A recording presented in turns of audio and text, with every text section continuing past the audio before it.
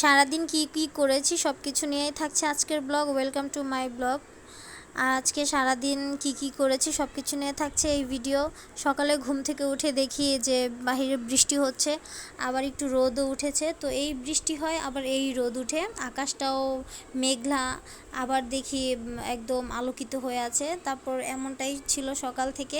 তারপর রান্না করার জন্য চলে গিয়েছি। তো আমাদের লাইনের গ্যাস একদমই কম, দিনের বেলা মানে গ্যাস এত পরিমাণ কমে যায় কি বলবো। তারপরেও কিছু করার নেই, তো কম গ্যাস ছিল যার কারণে একটা তরকারি রান্না করেছি, আলু দিয়ে ডিম রান্না করেছি। ডিমটাকে ভালো করে ভেজে নিয়েছি, তারপরে আলুগুলো ভালো করে মশলা দিয়ে কষিয়ে ঝোল দিয়ে তারপর ডিমগুলো দিয়ে দিয়েছি, সাথে কিন্তু ধনেপাতাও দিয়ে দিয়েছি। এভাবে রান্না করলে খুব মজা হয়। আর কার কার কাছে ভালো লাগে ডিম রান্না। আমি মাঝে মধ্যে কিন্তু ডিম এভাবেও রান্না করি, আবার ভুনাও করি। তারপর অন্যদিকে মাছ এনেছিল, তো মাছগুলো ভালো করে ধুয়ে নিয়েছি। মাছগুলো ধুয়ে তারপরে প্যাকেট করে ফ্রিজে রেখে দিব। আর বৃষ্টি হচ্ছিল বাহিরে, আবার এই রোদ উঠছিল, কিন্তু আবহাওয়াটা যিনি কেমন বোঝাই যাচ্ছিল না।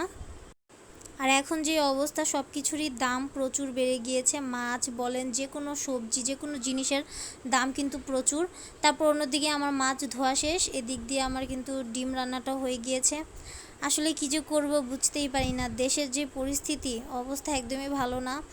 মানে জিনিসের যেমন দাম বেড়েছে, তারপরে লাইনের গ্যাসও থাকে না, কিন্তু প্রতি মাসে আমাদের গ্যাস বিল কিন্তু দিতেই হয়।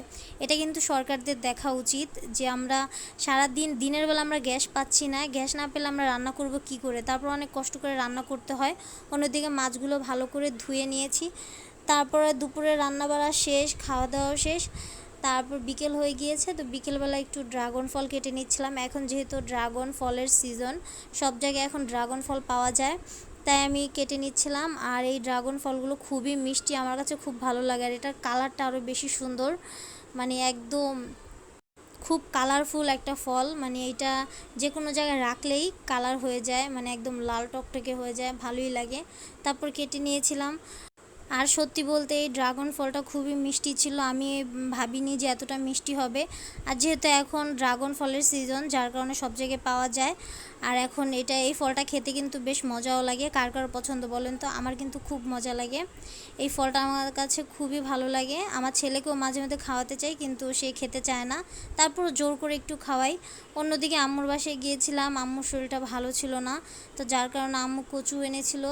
কচু এখন আমি কেটে দিচ্ছিলাম। আমি এই কচু রান্না করি না এই কাটার ভয়ে, কারণ এগুলো কাটতে গেলে হাত চুলকায়, হাত চুলকালে ভীষণ খারাপ লাগে। তারপরে ওই দিন আম্মুকে কেটে দিয়েছিলাম। তারপরের দিন আম্মু রান্না করেছে, চিংড়ি মাছ দিয়ে রান্না করেছিল, এটা খেয়েছি, খুবই মজা। আমাদের কচু এগুলো খেলে কিন্তু খুবই ভালো শরীরের জন্য, রক্ত পরিষ্কার করে। আমি কিন্তু কাটতে পারি না, আম্মু আমাকে দেখিয়ে দিচ্ছিল। আমি প্রথম কিন্তু এই কচু কেটেছি। সবসময় আম্মুই কাটে, আম্মুই রান্না করে, সব কিছু করে, কিন্তু আমি ওদিন কেটে দিয়েছিলাম। তারপর শেষ পর্যায়ে কচু কাটা শেষ। তারপরে আরহামের বাবা আরহামকে নিয়ে মেলাতে চলে এসেছিলো। আমাদের বাসার সামনে হচ্ছে মেলা হচ্ছিল হাজারীবাগ পার্কে, প্রতিদিনই আসা হয়। আরহামের একটা বায়না থাকে যে ও ড্রাগনে উঠবে। এই ড্রাগন ট্রেনটা ওর ভীষণ পছন্দ, ও সব সময় এই ড্রাগন ট্রেনে উঠে। আর এই ট্রেনে ওকে প্রতিদিনই উঠানো হয়, যার কারণে প্রতিদিনই মেলাতে আসি। মেলার এই জন্য সামান্য একটি ভিডিও নিয়েছিলাম। এই তো আমার সারাদিনের ছোট্ট একটা ব্লগ ছিল। সবাই ভালো থাকবেন।